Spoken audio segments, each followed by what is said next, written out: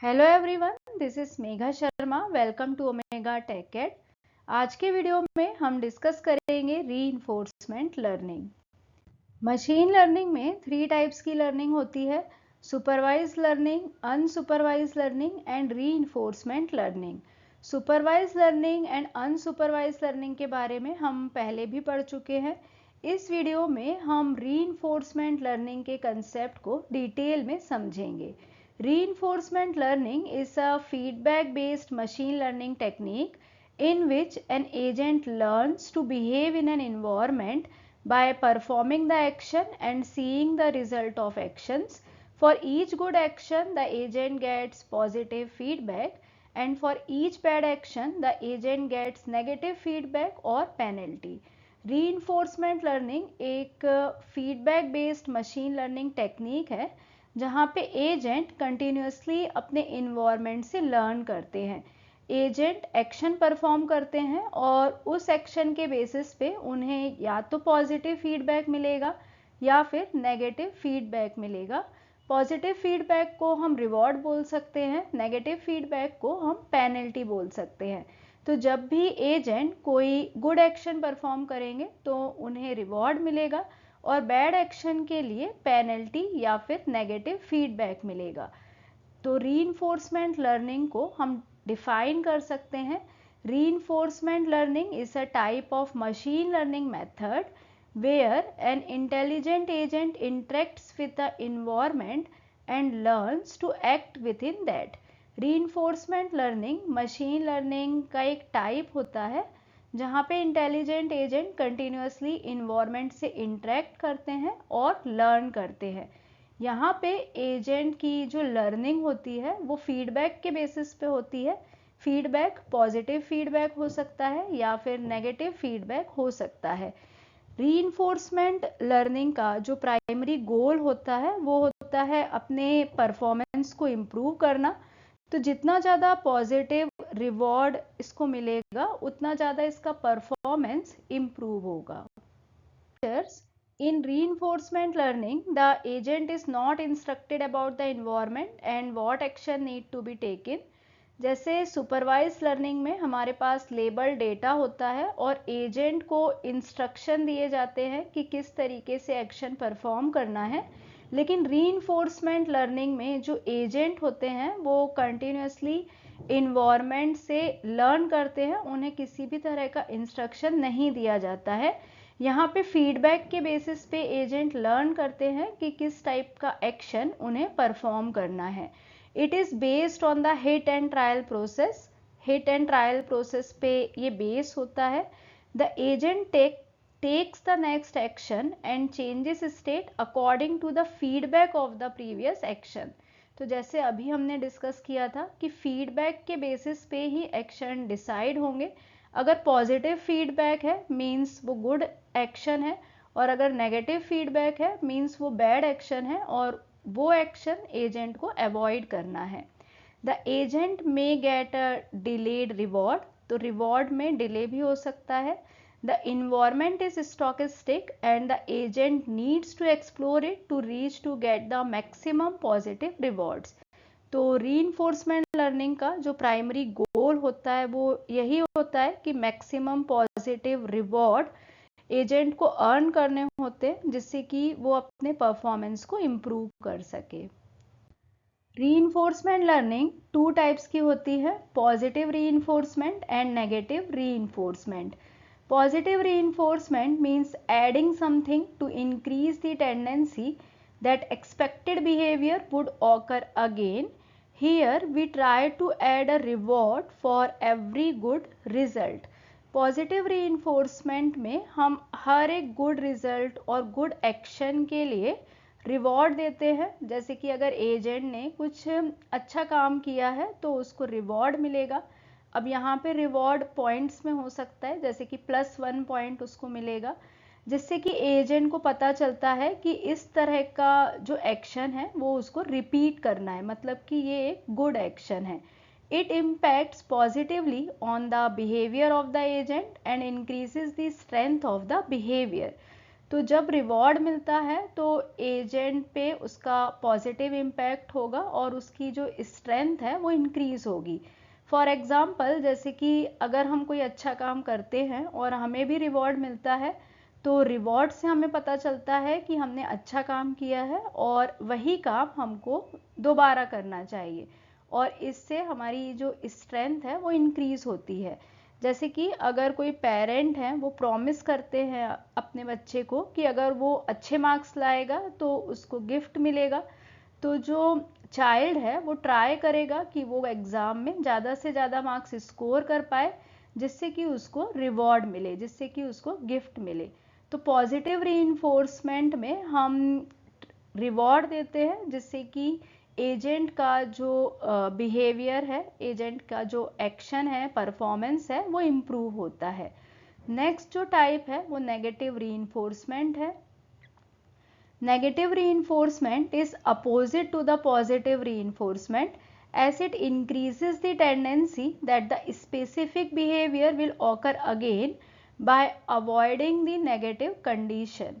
तो negative reinforcement में हम पेनल्टी देते हैं। Here we try to remove something negative in order to improve performance.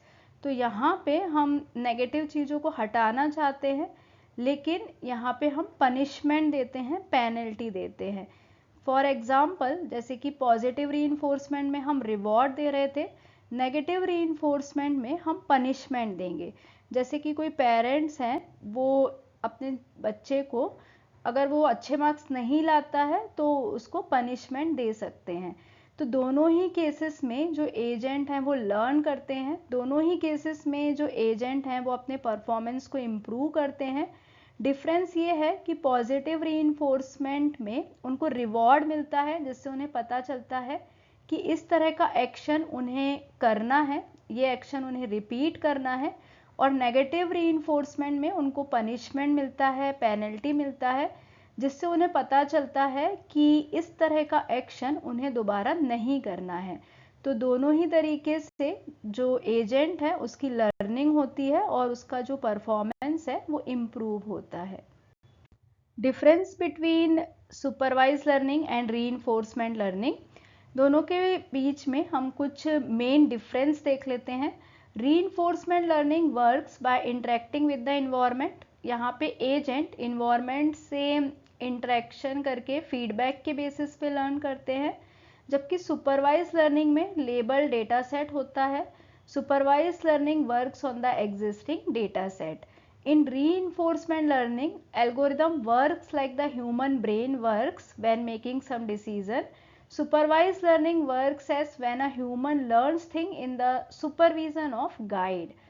In reinforcement learning, there is no label data set is present. In supervised learning, the label data set is present.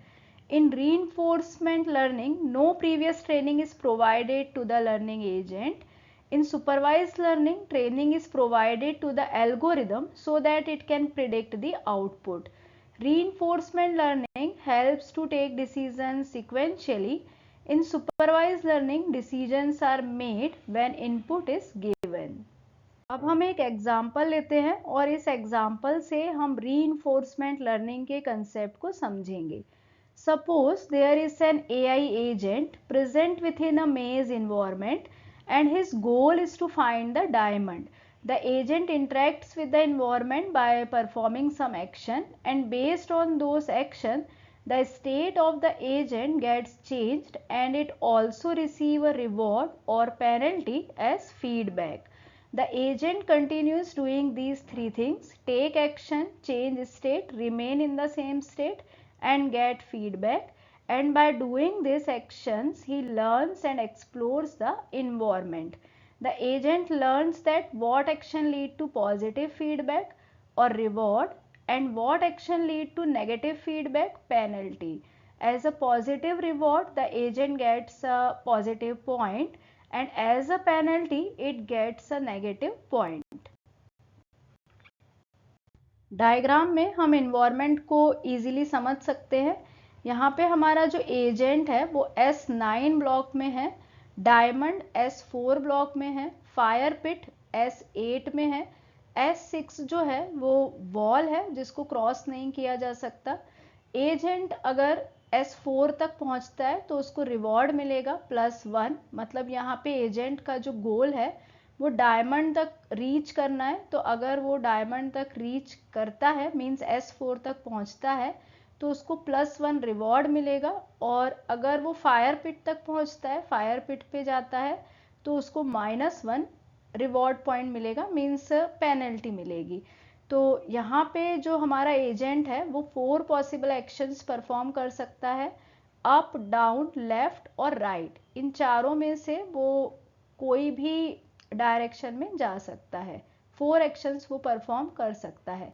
तो agent का जो main goal है, जो final point तक उसको पहुंचना है, वो है S4, लेकिन उसको फीवर पॉसिबल स्टेप रखना है, मींस कम से कम स्टेप्स में उसको S4 तक पहुंचना है। तो यहाँ पे हम देखते हैं कि 2 पाथ्स पॉसिबल है। फर्स्ट पाथ जो हम कंसीडर कर रहे हैं, suppose the agent consider the path S9, S5, S1, S2, S3। तो अगर ये पाथ एजेंट ने कंसीडर किया है तो उसको +1 रिवॉर्ड पॉइंट मिलेगा। इसके अलावा एक और पाथ पॉसिबल है S9, S10, S11, S7, S3। तो ये पाथ भी हो सकता है। तो दोनों में से कोई सा भी पाथ अगर एजेंट कंसीडर करता है तो उसको +1 रिवॉर्ड पॉइंट मिलेगा। The agent will try to remember the preceding steps that it has taken to reach the final step. To memorize the steps, it assign 1 value to each previous step. तो agent जो है वो steps को, अपने path को याद रखने के लिए हर एक प्रीवियस स्टेप को 1 वैल्यू असाइन करता है। जैसे कि हम इस डायग्राम में देख सकते हैं कि यहाँ पे हर एक को 1 वैल्यू असाइन की है। तो हर एक ब्लॉक में हमने v=1 असाइन किया है। The agent has successfully stored the previous steps, assigning the 1 value to each previous block. But what will the agent do if he starts moving from the block which has 1 value block on both sides?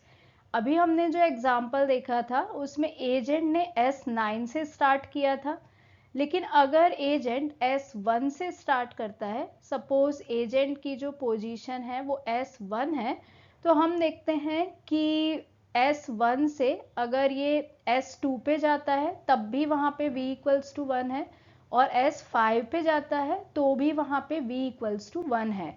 तो अब यहाँ पे agent के लिए confusion हो जाएगी कि वो कौन सा पाथ चूज करे, वो S2 पे जाए या फिर S5 पे जाए, क्योंकि दोनों ही ब्लॉक पे v=1 है।